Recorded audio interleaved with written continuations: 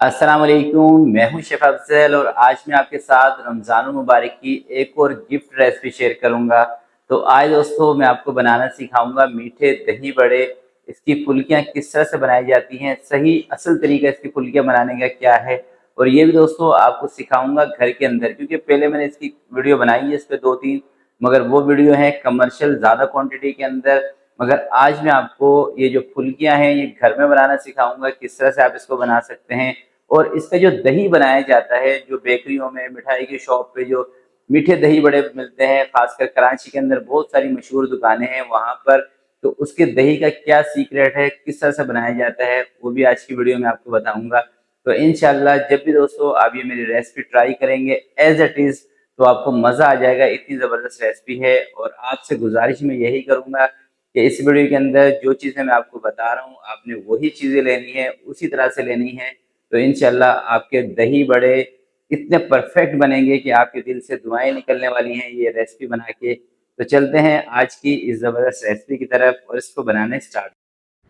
बिस्मिल्लाहिर्रहमानिर्रहीम। तो 250 ग्राम यानी कि 2 कप मैंने लिया है दाल मूंग का आटा है, जो पीले कलर की दाल होती है ना दोस्तों, उसका आटा है। ये आपको चक्की से भी मिल जाएगा, मॉल से भी मिल जाएगा।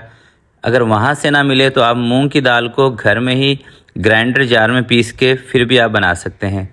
तो 1 कप इसके अंदर मैंने पानी शामिल किया है। रेसिपी को दोस्तों आपने ध्यान से देखना है और एज इट इज़ फॉलो करना है। जो टिप मैं आपको बताऊंगा उस पर अमल करना है और उसी तरह से बनानी है जैसे मैं आपको बता रहा हूँ।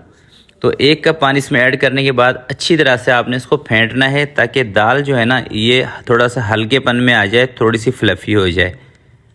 तो ये मुझे थोड़ी सी हार्ड लग रही है, ज़रा सा पानी इसके अंदर मैंने और ऐड कर दिया है और दोबारा से इसको ऐसे ही फेंट लेंगे। जितना ज़्यादा दोस्तों आप इसको फेंटेंगे उतनी ही जो आपकी फुल्कियां हैं ना ये स्पंची बनेंगी, और आपको इसके अंदर जो खाने का सोडा है वो भी कम ऐड करना पड़ेगा। तो मैं इसको कोई 3 से 4 मिनट तक फेंटूंगा। अगर आपके पास ज़्यादा टाइम हो, आपका ज़्यादा मेहनत करने का मूड हो, तो आप इसको ज़्यादा भी फेंट सकते हैं। तो 1 टीस्पून इस वक्त इसके अंदर मैं शामिल कर रहा हूँ बेकिंग सोडा। ये खाने का सोडा है जिसको मीठा सोडा भी कहा जाता है, बेकिंग पाउडर नहीं है। ज़रा सा इसके ऊपर मैंने पानी ऐड करके और इसको अच्छी तरह से मिक्स कर देंगे। और अगर दोस्तों 1 टीस्पून बेकिंग सोडा डालने से ही ये आपका जो दाल मूंग का बेसन है ये फ्लफ़ी हो जाए तो सही है, वरना आप इसके अंदर ½ टीस्पून और भी बेकिंग सोडा ऐड कर सकते हैं जैसे मैंने किया है। तो आपने इसके अंदर घबराना बिल्कुल भी नहीं है कि ये खाने का सोडा बेकिंग सोडा ज़्यादा हो जाएगा, ऐसा कुछ भी नहीं होने वाला है। क्योंकि दोस्तों जो कमर्शियल बनाई जाती हैं ना इस तरह की फुल्कियाँ, जो आप बड़ी बड़ी दुकानों से लेते हैं, उसके अंदर 1 किलो मूंग की दाल के बेसन में 50 ग्राम मीठा सोडा इस्तेमाल किया जाता है। तो ये कमर्शियल रेसिपी है, मगर मैं आपको इसको कम क्वांटिटी में बता रहा हूँ, तो आपने बेफिक्र होकर इतनी ही चीज़ें लेनी है।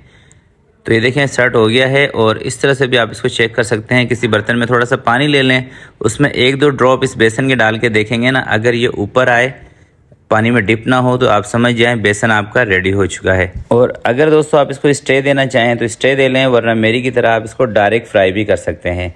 तो मैंने कढ़ाई रख ली है और देखें इस तरह से, वैसे तो इसकी मशीन होती है या आप यूँ समझ लें इसका एक चम्मच होता है बड़ा, उससे बनाई जाती है, मगर आप इसको हाथ से भी इस तरह से बना सकते हैं। बिल्कुल छोटी छोटी या जितनी भी बड़ी आपको रखनी हो उस हिसाब से आप बना सकते हैं।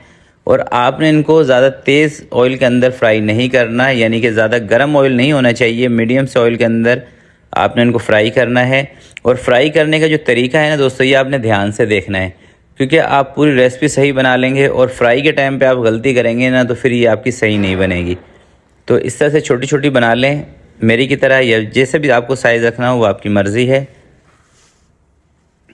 और इनको दोस्तों जो फ्राई किया जाता है ये 2 हिसाब से इनको फ्राई किया जाता है, यानी कि एक दफ़ा आपने इनको हाफ़ फ्राई करना है और दोबारा आपने इनको फुल फ्राई करना है।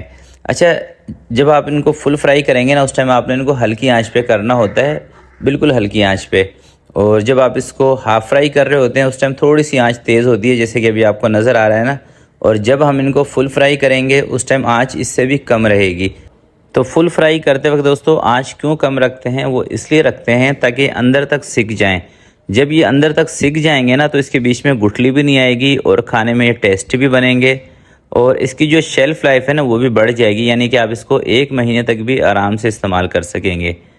तो ये देखिए मैंने हाफ़ फ्राई सारा बेसन कर लिया है और जो हाफ़ फ्राई करके रखे हैं वो भी उठा के इसमें डाल देता हूँ। और अब हल्की आंच पे कोई 8 से 10 मिनट तक इसको, जब तक ये बिल्कुल क्रिस्पी कड़क ना हो जाए ना, तब तक मैं इनको फ्राई करूँगा। और इसके अंदर दोस्तों आपने एक काम और ये भी करना है कि जब आपको लगे कि आपकी ये फुल्कियाँ अच्छी तरह से कड़क हो गई हैं, तो लास्ट में आपने आँच को तेज़ लाजमी करना है, यानी कि 25-30 सेकेंड आँच को तेज़ कर लें। क्योंकि किसी भी चीज़ को जब हम सिकाई करते हैं हल्की आँच पे, तो ऑटोमेटिक उसके अंदर ऑयल थोड़ा सा ज़्यादा चला जाता है, मगर लास्ट में जब आप आँच को तेज़ कर देंगे तो जितना भी एक्स्ट्रा ऑयल इसके अंदर गया होगा ये सारा का सारा बाहर निकल आएगा। और अगर आपका कमर्शियल काम है, आप कमर्शियल काम के लिए बना रहे हैं, तो फिर आप इसको फ्राई करने के बाद थोड़ी सी जब ये ठंडी हो जाए तो ड्राई मशीन में डाल के इसका जो जितना भी इसके अंदर एक्स्ट्रा ऑयल होता है वो निकाल भी सकते हैं। तो उसकी वीडियो एक मैंने बनाई हुई है, अगर आपने नहीं देखी तो आप वो भी जाके देख लीजिएगा। तो ये देखें दोस्तों, इनको मैंने फ्राई कर लिया है। अब थोड़ी सी ये जो फुल्कियाँ हैं ये मैं आपको पानी में डिप करके इसकी दही बड़े बना के आपको दिखा देता हूँ। तो नॉर्मल पानी लेना है, नलके का, ना ठंडा ना गर्म। अगर दोस्तों आपके पास टाइम कम हो, आपको इनको जल्दी बनाना हो, फिर आप नीम गर्म पानी में भी इनको डिप कर सकते हैं। तो नॉर्मल पानी में तकरीबन 30 से 40 मिनट में सेट हो जाएंगे और नीम गर्म पानी में 20 से 25 मिनट में सेट हो जाएंगे। तो ये देखें दोस्तों, तकरीबन 40 मिनट इसको मैंने नॉर्मल पानी में रखा था, तो अब ये बिल्कुल सेट हो गए हैं। अच्छा, इसके अंदर आपके साथ एक प्रॉब्लम आए कि इसके ऊपर ऑयल आ गया है, आपको लग रहा है कि ये ऑयली इस वक्त ज़्यादा है, तो आप इसका पानी चेंज भी कर सकते हैं। यानी कि इस पानी को गिरा के दूसरे पानी में थोड़ी सी देर इसको रखेंगे तो इसका जो ऑयल है ये भी साफ़ हो जाएगा। और इसके लिए दोस्तों मैंने ली है आधा किलो दही। तो आधा किलो दही के मैं आपको बनाना सिखा रहा हूँ। तो इसके अंदर आधे कप से भी कम चीनी शामिल कर लें, और चीनी आपने अपनी दही के हिसाब से शामिल करनी है। मेरी दही ज़रा सी खट्टी है तो इसलिए मैंने ज़रा सी ज़्यादा इसके अंदर चीनी शामिल की है।